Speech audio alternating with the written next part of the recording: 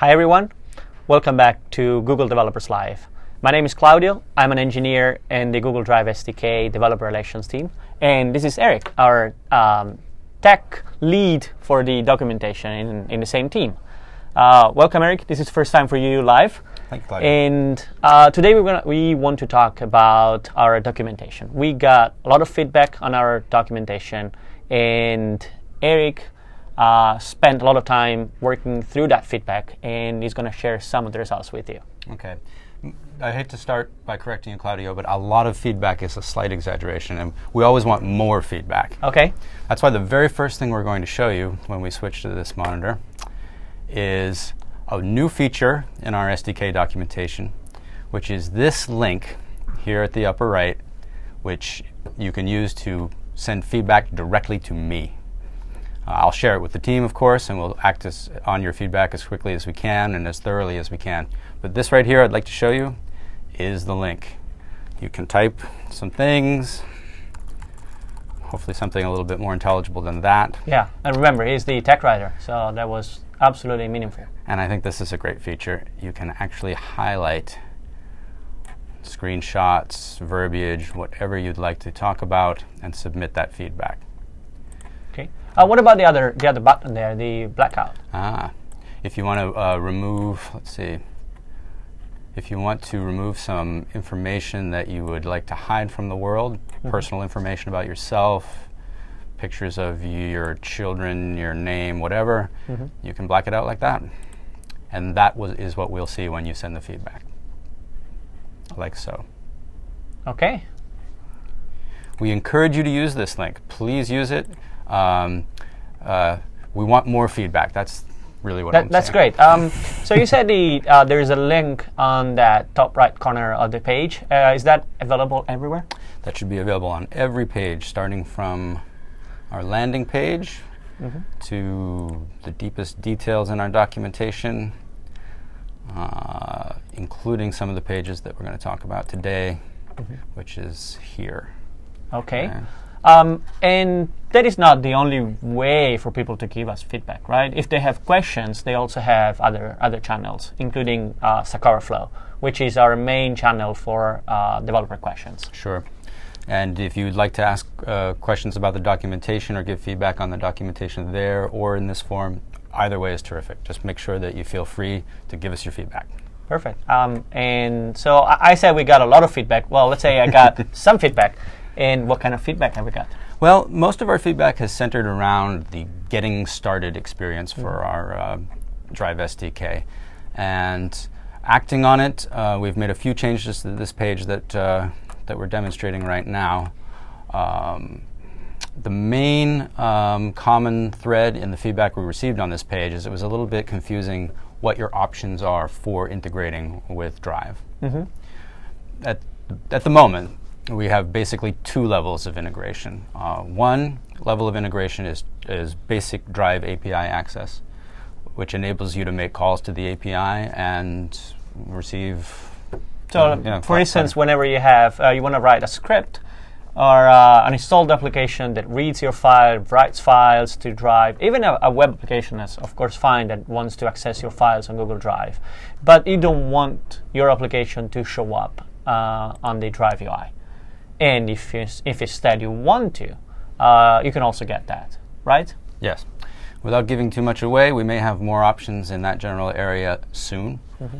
But currently there's that level, which, and to get that level of integration, all you need to do is enable the Drive API in your API project. Okay. A more involved, more complete, we think more featureful level of integration is integrating with the Drive UI and Chrome Web Store. Why would a developer do that? Well, a developer might very well like to have the open with and create new behavior that we provide in the Drive UI, which is essentially what you'd find in Windows or Mac file systems where you open a document with a particular application. Do we want to show that? I think we might. Okay. Okay. Let's start with the create. Here are a number of wonderful Google formats you could use to create documents, but to create documents with applications integrated with Google Drive, you'd come to this More option. And you install an application first. There aren't any Google. Really, they need third-party applications. So maybe we want to install one from the Chrome Web Store. Let's do that. Great idea, Claudio. Fortunately, here is the entire collection of Drive apps that we can select from. What do you think, Claudio? This is your account. Yeah, that's my personal account, so feel free to destroy it. How about Lupe? Loop seems great, yeah. Okay, sign in to add. Yeah, because we need to sign in. Yeah, we opened this page before loading. Just reload the page, and I'm signed in. Okay. So now it knows that I'm me, and we can actually install an application. Add to Chrome. Okay. So that's all you need to install an application. Just go to the Chrome Web Store, just click once, and that's it. Applications that you've installed will show up in your new tab page.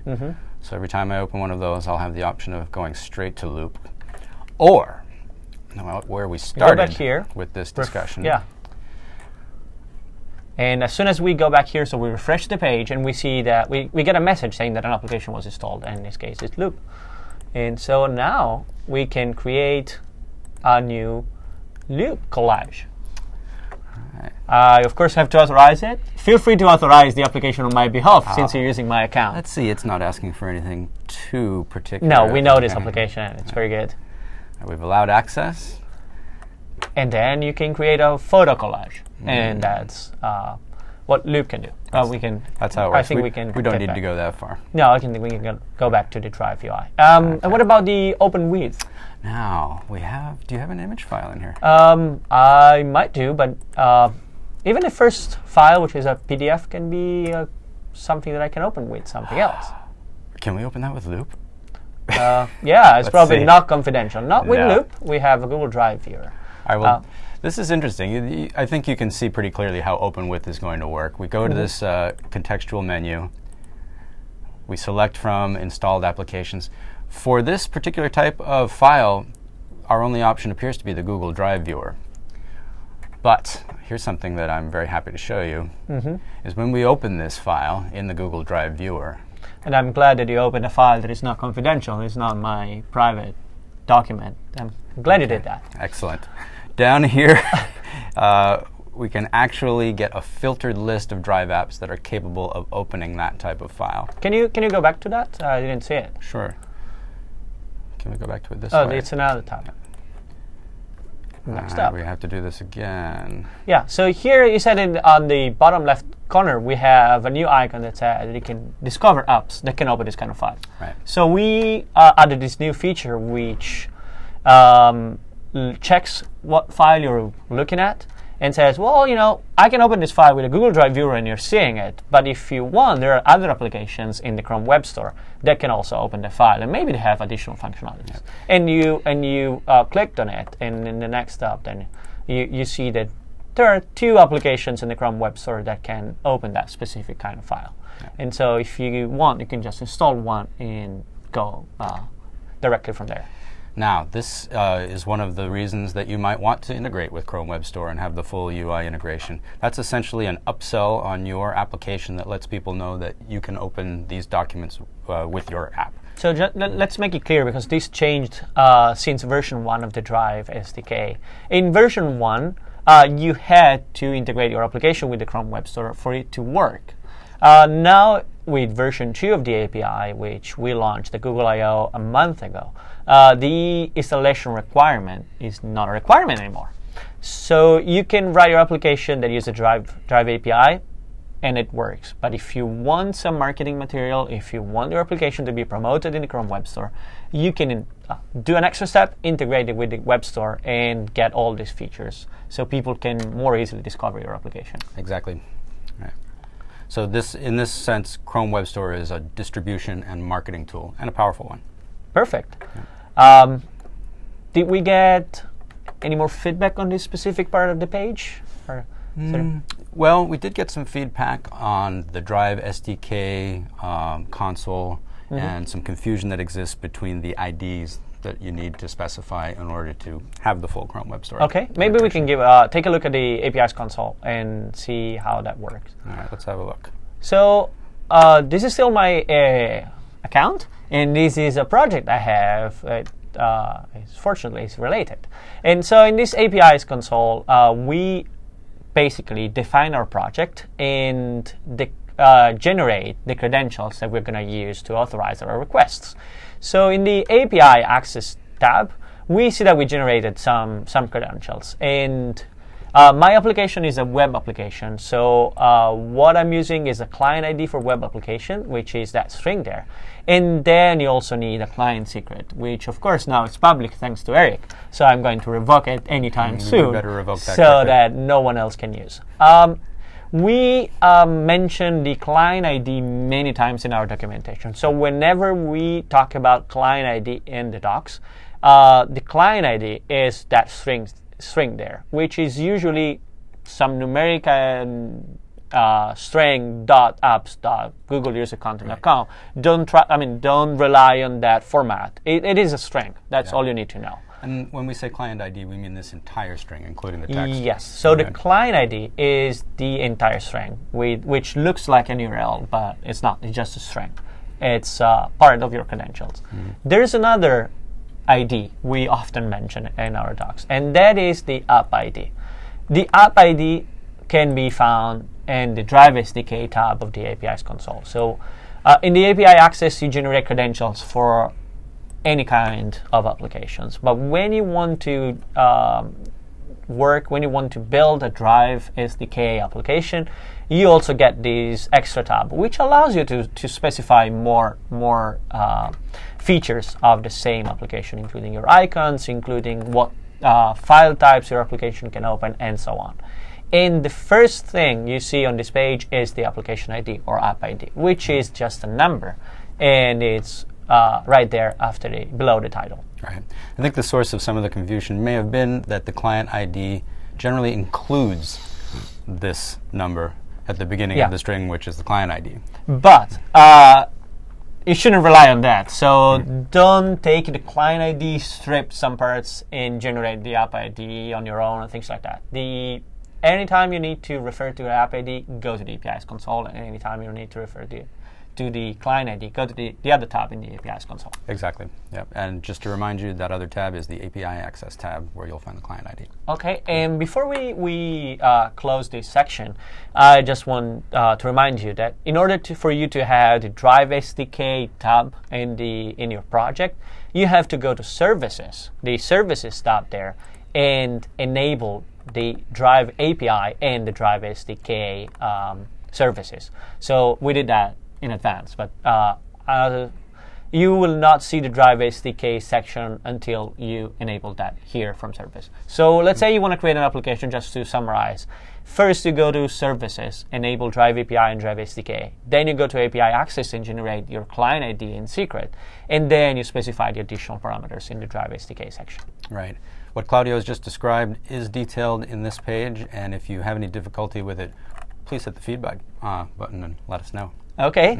Oh yeah, we have a feedback button now. And also, we cover these same steps in the tutorials we have. Because in our documentation, we have guides, we have a reference, but we also have tutorials. Should we look at those briefly? Oh, yeah. This is one of the most popular areas of our documentation. It's basically an end-to-end Drive app example for any one of these languages: Java, Python, PHP, .NET, and Ruby. Yeah. And we can say we have one for Go in the works, which is almost ready. We just need to make it nicer, and it's going to be published soon. And all these applications have set up, all these tutorials have a setup section where we explain basically the same thing. Yes, yes. Okay. Now, Claudio, you mentioned revoking access. Do you want to actually take care of that now? We can do that anytime. So you have two things you can do here. I actually mentioned one, but we should make it clear there are two things you can do here. The developer can go back to the APIs console and regenerate the client secret. So right now, anyone who's watching this video can see my client ID and client secret. They can copy that credentials. Make sure you tell them how. Yeah, I'm explaining them how to hack my account. This is going to be fun. So you take those credentials and you can use them in your application to behave like my application. And so the developer, in this case, has to go to the API's console, go back to the API access tab, and click on regenerate client secret, so that the old one is not valid anymore, and all the API's requests that use it will fail. And I will be the only one knowing it, so I will not show it to you, and I will be the only one that can use that. Sorry. Could that also be useful for testing, to regenerate client IDs? That can also be useful for testing, because your application should be able to handle all failure use cases. So there can be errors anywhere in the interaction between your application and the Drive API. So in your code, you should take into account that your application might not be authorized anymore, the user might have uninstalled the app, and so on. And one thing you can do to land into one of those scenarios is you go back to your API's console, regenerate your client secret, and see what happens, and behave accordingly. And that is on the developer side. Right. There is also a part for the users. So users install the application. You've seen me installing Loop. And when I did, the first time I started the application, I granted it access to some specific files and documents that I wanted the application to open. But at any time, I can, of course, uninstall the app.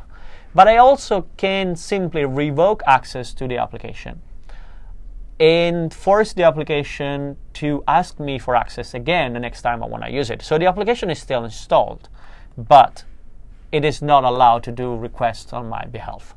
If I want to revoke access, I have to go to my account page, and there I have a list of application and sites that are authorized to access my feeds. This is a long list. This is all the applications I tried and so on. But one of them is going to be Loop, and next to it there will be a button that says revoke access, and it's not going to be easy to find. No, well, you opened something else. So. Anyway. Okay. I'm glad you mentioned this, Claudio, because it is, in fact, part of the feedback that we received. Oh, I see. And this is also a very important use case for developers to handle. Mm-hmm. So you should take into account that anytime the user can revoke access to your application. So maybe you have a valid token. That token might be invalid any second. Mm-hmm. So if that happens, you as a developer have to take the user back to the grant access page and ask for permission again. Yeah, handling that case is important. Our tutorials do it. So if you use our sample applications in the 5 languages that we listed, you will see how we handle that specific case. And the mechanism is basically what I said: take the user back to the grant access page and get a new valid token. By the way, will it make you mad if I revoke access to UEFA.com? That's not for work. Yeah, this is not my work account. Oh, but anyway, you can do, because that was for the Euro Cup. So important really business application, and it's probably not there anymore. Good. The UEFA wasn't really good news for your country. So no, we lost in the final, so it's not a big deal. Okay. Did we get any other piece of important feedback we want to talk about now? Well, we enabled this new feature, which allows anybody reading the documents to give us feedback yesterday, and we've already received one helpful comment, which was some of our users want to see a PDF format or maybe an F2B format of our documentation, and we're going to look at that in the near future. But frankly, we need more feedback, so I'm going to urge you once more to give it to us through this link or through Stack Overflow. One of the feedback I got yesterday before this link was there was a face-to-face interaction with a developer, and they asked me how to get all the updates on our documentation, our feeds, our API. So how to always know what's new with the APIs. What channels do we have for that? Well, one simple static channel is to look at our release notes, which we update periodically. The latest changes are listed at the top of these sections and should give you the information on things that we have changed most recently. So, for instance, just mentioning the first item in this list was a very, very heavily requested feature, because a way for developers to expose a publicly available link to a document. So you have a document you store somewhere on Google Drive, and you want this document to be downloadable by anyone with no authentication required. And this is now available. And now each element in the files list, in the list of files you get with the API, has a field called Web Content Link, which is the link to the document, and it's publicly accessible to anyone. Of course, if the document is publicly accessible. So, I mean, it's always up to the user to decide who has access to the document. But if the document is now public, it is also going to be listed in that field. Yep. And wherever we can, we link you into the relevant areas of the documentation where you can see details on these features that are recently released. Yeah, and in fact, that's a representation, a JSON representation of a file in our API. What I also replied to the guy who asked me yesterday about the channels, I said that we have another channel that we use for updates and people can subscribe to, and that is our blog. So we have a blog that is called Google Apps Developer Blog. Maybe we can open it. So you can just search for Google Apps Developer Blog. And that would be it. Yeah, which is googleappsdeveloper.blogspot.com. And we frequently post updates, tips and tricks, and any other thing related to the Drive SDK and the other Google Apps APIs. I particularly like this latest post. It's by Claudio Carabino. Yeah, must be a great developer. 5 things you didn't know you could do with the Google Drive API. Yeah, I decided to share my secrets. So yeah, this has been posted yesterday. So we post very, very frequently. So it's usually every other day or so, and we have we go into detail for some feeds, or we explain some of the things that were not clear and so on.